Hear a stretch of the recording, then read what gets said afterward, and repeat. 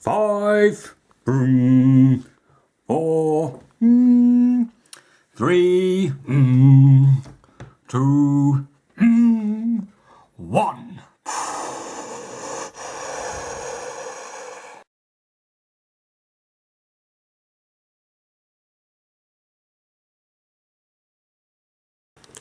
Hello YouTube, this is SteamieWithGlasses here. This is, I've shown you the previous slideshow video, this plastic model kit, of this pod vehicle called Thunderbird Excavator.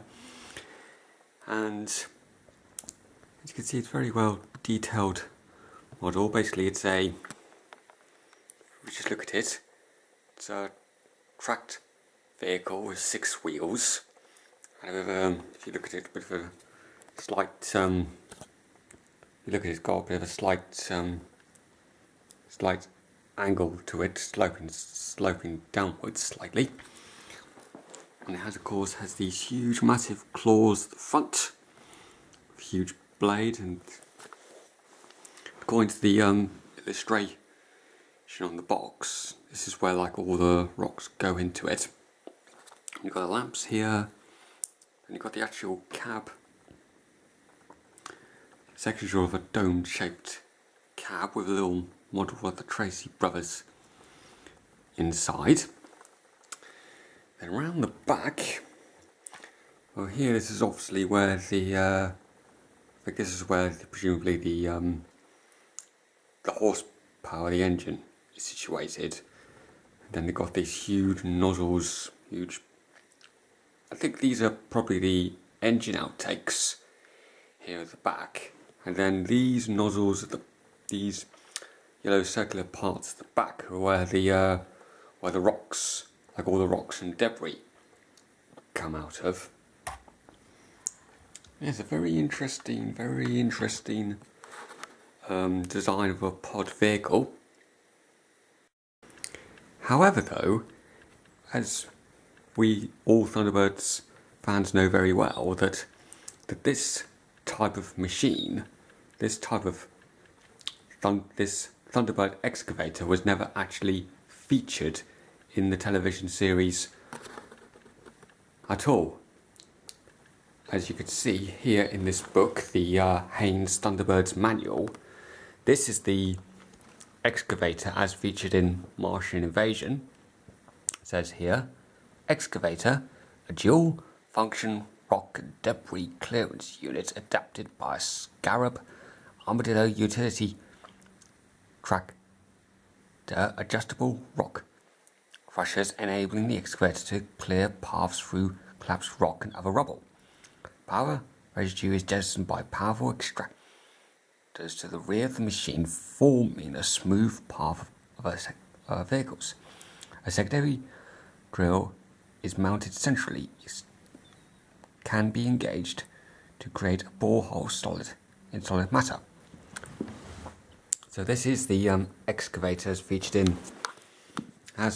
in the episode Martian Invasion. See the cab there, and the tracked wheels, and that's the actual excavating part itself, the huge blades there, some smaller parts as well. You can see here the debris disposal and the secondary drill function. Looking at this kit, looking at Thunderbird Excavator itself, it does make you wonder why this vehicle was never featured in the television series. I've been thinking about this myself, and my suggestion is this is possibly, it's only a suggestion, that this was a design by one of the producers, probably the late Derek Meddings, who apparently designed the Fire Flash in Thunderbirds, and likewise he designed the one of the original Thunderbird 6 vehicles, which was rejected. And well, actually featured in the television series. The model featured in the television series, but never the concluded Thunderbird 6. I'm just wondering, if you actually look at this design aspect, because it has these claws at the front, and the idea, of course, they go in and like feed the rocks into it, like sort of basic reciprocating motion, basically reciprocating motion. And as you can see, it's a very kind of like a rather long, laborious way of shifting the rocks, basically like that, moving it in and out like that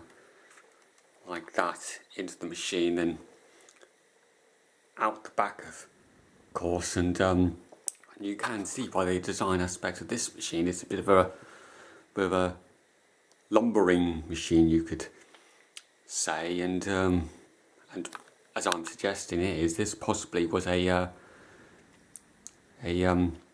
Thunderbird, a pod vehicle that was actually, in design aspect, rejected. Who knows?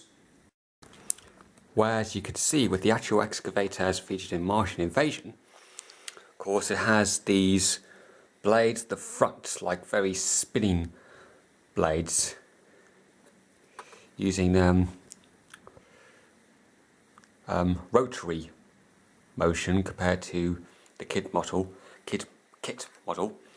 likewise more rotary motion here as well.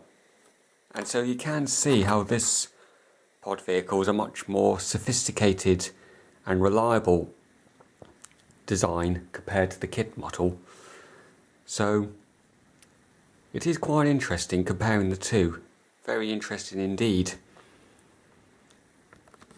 Yep, so that's the main reason why I was doing this video, to compare the kit model with the actual televised model as shown in the television series. This is SteamieWithGlasses sign out. Thank you.